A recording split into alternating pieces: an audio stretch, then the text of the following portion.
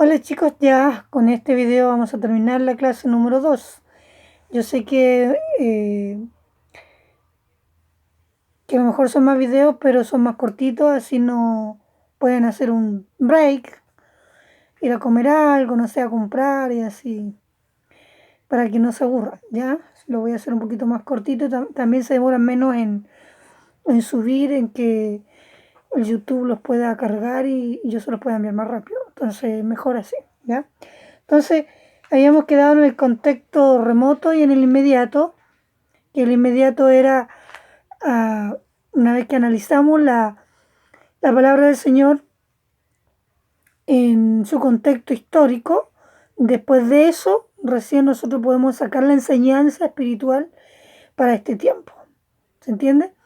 Entonces, y ahí entramos a comparar y cosas que a lo mejor no vamos a poder tomar literalmente, pero sí la vamos a poder tomar como una enseñanza espiritual, porque el Antiguo Testamento, por ejemplo, si hablamos y predicamos el Antiguo Testamento, hay muchas cosas que nosotros no vivimos, o las mismas costumbres, por ejemplo, la misma vida, el contexto cultural cambia mucho, cambia de hecho del cielo a la tierra en comparación con nosotros, porque nuestra cultura es muy distinta. Por eso se extrae la enseñanza espiritual, eh, moral, ética, toda la enseñanza que el Señor nos quiera dar para nuestro espíritu, para nuestra práctica y para nuestra moral también, porque la enseñanza de Dios es tripartita, espiritual, es moral y ética, ¿ya? La ética es conductual, la moral es, ¿verdad?, que tiene que ver con nuestros también con nuestra conducta, pero también con nuestros sentimientos, emociones, en que están afirmados nuestros principios, nuestros valores, y en relación a eso nosotros actuamos. Y espiritual porque va alimentando y creciendo nuestro espíritu y vamos madurando y vamos nosotros menguando y Cristo se tiene que ir creciendo en nosotros y edificando. Entonces es tripartita la enseñanza, así que ojo con eso, es muy importante. Más adelante podemos hablar un poquito de eso porque es un poquito más eh, profundo, ¿sí? Bien, en el número 2 tenemos irregularidades contextuales.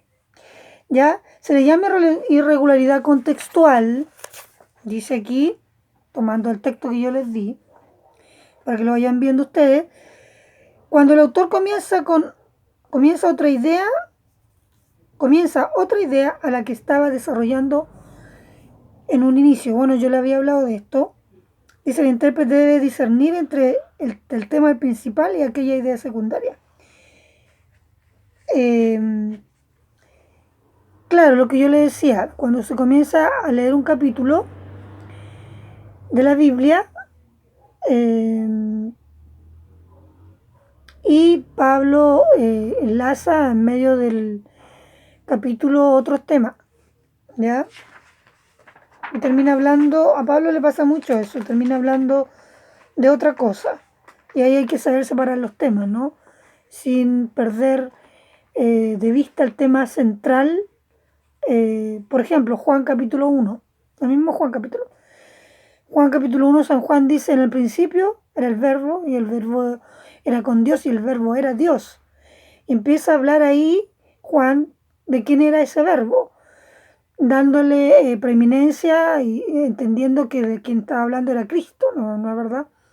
Y todo ese capítulo habla de él, pero y empieza a decir, en él estaba la vida y la vida era la luz de los hombres, ¿no es verdad? Y todo eso. Empieza a hablar de Cristo, pero en el medio que habla de Cristo, dice que era la luz, dice que vino a, a la tierra, ¿verdad? Dice que era la luz y que en él estaba la vida y la vida era la luz de los hombres. Eso dice. Que en él estaba la vida y la vida era la luz de los hombres. Entonces, él ya empieza a meter, igual que Pablo, otros temas, porque el tema central es Cristo, habla solamente de Cristo. Pero empieza a hablar de las cualidades de Cristo, que esos son otros temas, ¿se dan cuenta? Y empieza a meter, a decir que era la luz, que era la vida, y después llega a decir que hablando del propósito de Dios incluso, porque empieza a decir que todo, y a los que llamó a esto está. Vamos a leerlo, a ver. Vamos a leerlo. San Juan capítulo 1.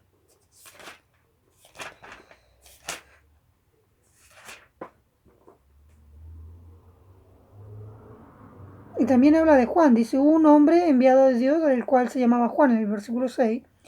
Este vino por testimonio para que diese testimonio de la luz, a fin de que todos los creyentes creyesen por él. ¿Se dan cuenta? Sigue hablando de Cristo, pero de la pasada mencionó Juan. Dice, no era la luz, sino que diese testimonio de la luz, aquella luz verdadera que alumbra a todo hombre, venía a este mundo. El mundo estaba, en el mundo estaba y el mundo por él fue hecho, pero el mundo no le conoció. A los suyos vino y los suyos no lo recibieron. Mas a todos los que lo recibieron, a los que creen en su nombre, les dio potestad de ser hechos hijos de Dios. ¿Se dan cuenta?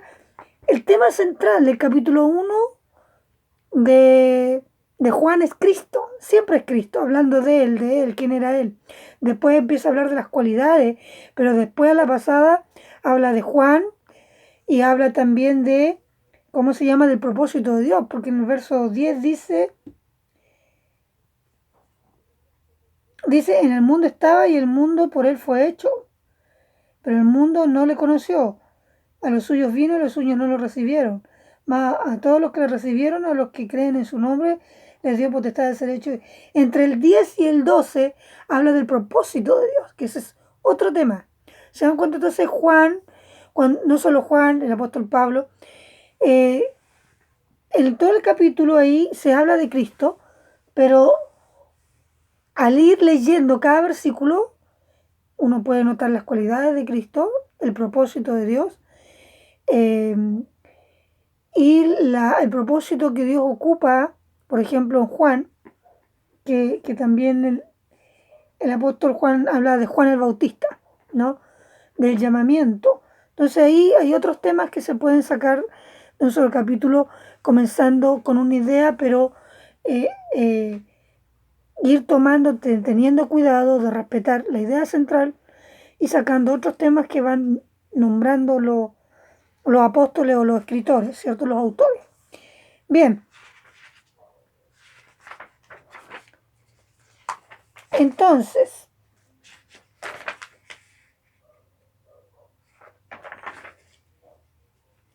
esas son las irregularidades contextuales, que es fácil entender, ¿no es verdad? Y el número 3 dice los pasajes paralelos. Como yo le había dicho en clase, por lo menos el día sábado, el pasaje paralelo son aquellos pasajes que aparecen en otras partes de la escritura hablando del mismo tema, ¿sí? Que ustedes los van a encontrar en toda la Biblia. Está el paralelo que está lejano, o que puede estar en el mismo capítulo o el mismo libro que estamos leyendo. Si estamos leyendo Lucas, por ejemplo, o si estamos leyendo una carta paulina, podemos encontrar en otros capítulos que habla del mismo tema. Ahora, cuando nos encontramos con dificultades al leer los pasajes paralelos, puede que en un pasaje encontremos una palabra que en el otro pasaje, hablando del mismo tema, no esté, y que aparentemente pudiera ser una contrariedad o una oposición entre sí, porque eso pasa mucho en los evangelios, ¿no? Yo le había dicho que pasa eso en los evangelios cuando hablamos, por ejemplo, de en Lucas 14:26, en Mateo 10:37, hablamos, ¿se acuerdan del aborrecer? Cuando hicimos la clase el día sábado, yo se lo expliqué, el aborrecer, ¿no? Pero viendo esto en otro evangelio, se aclara la palabra, porque dijimos que era poner en segundo lugar en el original la palabra aborrecer, que en Lucas dice aborrecer, pero en Mateo dice el que ama más a padre o a madre que a mí. ¿La verdad? Entonces y es difícil también a veces diferenciar las palabras en ese sentido, y ahí es donde hay que buscar el original también, para no, si encontramos dos o tres pasajes paralelos que se siguen contradiciendo y no se aclaran, que aparece otra palabra, ahí hay que recurrir a la etimología de la palabra, la raíz, para encontrar su real, ¿cómo se llama? Su real significado, así no hay contradicción, porque la palabra de Dios no se contradice, ¿ya? Para lo anterior debemos apoyarnos en una concordancia, pauta para los pasajes paralelos. Es lo que yo le decía, si ustedes quieren hablar de un tema, van, para que tengan todos los pasajes paralelos alineados, van a una concordancia temática, ¿ya? Del odio, del amor, del tema que fuera, del enojo, de la envidia, y ahí le van a saltar todos los versículos bíblicos que hablan de ese tema.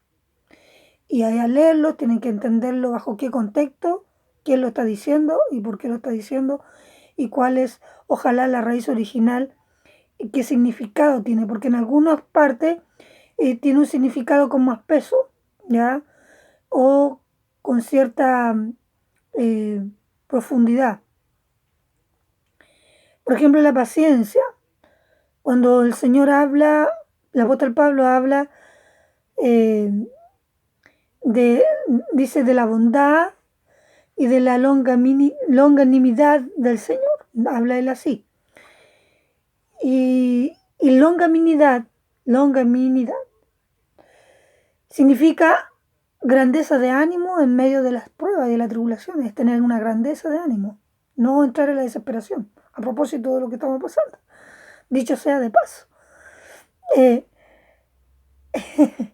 Lo que pasa en relación a eso es que a veces se ha dicho que la longanimidad es lo mismo que la paciencia. No es lo mismo, porque tener paciencia es una cosa, pero hay gente que está obligada a esperar o tiene que tener paciencia, pero no significa que tenga una grandeza de ánimo. Entonces, Pablo dice que en el Señor podemos tener esta paciencia y esta longanimidad, ¿cierto? Que es grandeza de ánimo en medio de las pruebas. Entonces, pautas para los pasajes paralelos. Número 1, buscarlo primeramente en el mismo libro, si lo hay en otros escritos del mismo autor. 2, dar prioridad a los que aparezcan en libros o sesiones que tratan temas o cuestiones afines, o sea, el mismo tema. 3, ordenar aquellos textos o pasajes que sean de un mismo género narrativo, tales como poesía, profecía, etc. ¿Se dan cuenta? Así vamos ordenándonos. Y por último, aquí queda una tarea, pero no se la voy a dar, después la vamos a hacer. ¿Ya? Esta tarea que aparece aquí dice leer Filipenses. Como yo ya les di una tarea, esta la vamos a hacer más adelante, cuando ya estén un poquito más ejercitados. ¿Sí? Bien, hasta aquí la clase 2, chiquillos. Hasta aquí la clase 2. Y ya voy a empezar a preparar la clase 3, que es un poquito más... ustedes no se me apresuren. Yo sé que a lo mejor para algunos quizá la clase yo trato de hacerla lo más simple posible, explicarles las cosas de una forma que ustedes la entiendan, porque me interesa que aprendan, pero también vamos despacio, porque la hermenéutica se empieza a complicar, porque es como la matemática o como el castellano. La matemática a usted le enseñan a sumar, a restar, las 4 divisiones, después le enseñan las potencias, los números positivos y negativos, y después las ecuaciones, y al final, ¿para qué? Para que te las mezclen todas en un gran ejercicio y usted lo desarrolle. Algo así aquí. Entonces hay que ir aprendiéndose las cosas pauta por pauta, paso por paso, ¿sí? Porque cuando hagamos ejercicio, ahí van a tener que clasificarme las cosas, van a tener que buscar todo lo que yo les pida dentro, y ahí sí, ahí yo no quiero que se le alme la melcocha en la cabeza, por eso tienen que estudiar, ¿ya? Por eso vamos a ir viendo paso a paso y vamos a ir haciendo ejercicio con un agregado, con 2 agregados, con 3 agregados, para que vayan reconociendo las cosas, ¿ya? Para que queden peritos para hacer la exégesis, ¿ya? Porque me ha tocado en otros años que los alumnos dicen que comprenden, pero al final no comprenden algunas veces. Y he tenido que explicarles cómo se hace el exégesis, porque esto todo después se aplica al final al exégesis. Cómo van a tener que examinar un capítulo, cómo van a tener que hacerlo y van a tener que buscar todo lo que se le pide. Entonces, para allá va la hermenéutica, para que ustedes sepan examinar un pasaje, sepan buscar lo que se les pide y van a quedar eh, bien preparados para hacer sus propios estudios bíblicos, chiquillos. ¿Ya? Entonces, eso es. Bueno, que el Señor les bendiga y espero no haberlo aburrido mucho. Si soy, espero alguna sugerencia, si soy, no es mi intención que se duerman. Espero que no. Cualquier duda, chiquillos, me preguntan.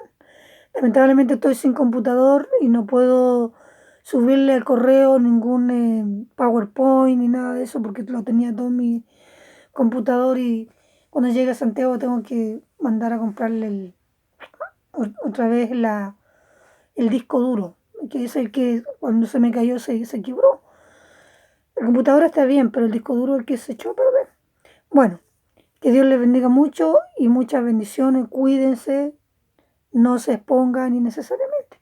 Que el Señor les bendiga. Nos vemos la próxima clase. Pórtense bien. Chao.